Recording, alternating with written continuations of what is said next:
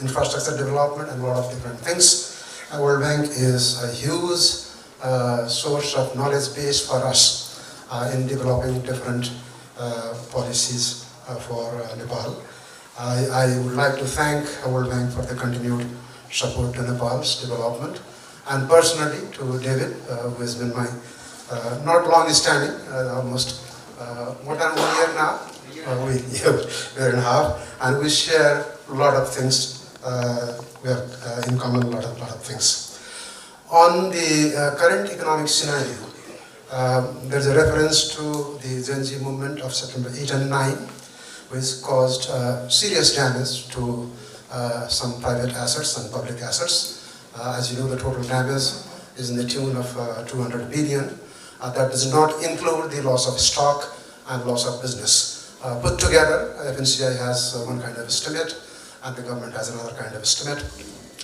But the scenario of economy, the estimates of growth for the current year and all those things, I possibly beg to differ from my colleagues of World Bank. You may have your own estimation. I have my own estimation. To be on the point, as you said, the service sector may suffer in the rest of the year. October 2025 happens to be the month in which Nepal received the largest number of tourists at any time in the last 40-50 years. 128,000 tourists in a single month, post a violent month. September happened to be a violent month, October picked up, and November also has a very good picture.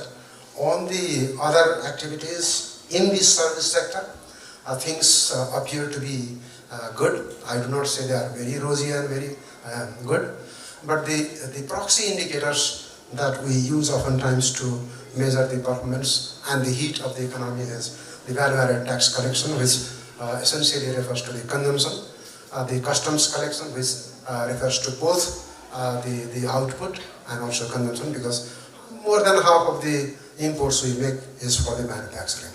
The customs revenue collection has gone up by more than 13% as of today. Value-added tax collection has gone up by more than 12% as of today. Excise collection is nearly 20% over and above the last year's number. So excise basically comes from manufacturing. So what do you see about the picture of manufacturing, of service, is quite different from what my colleagues in the World Bank saw. So we'll sit and do the discussion, but ultimately the numbers will prove when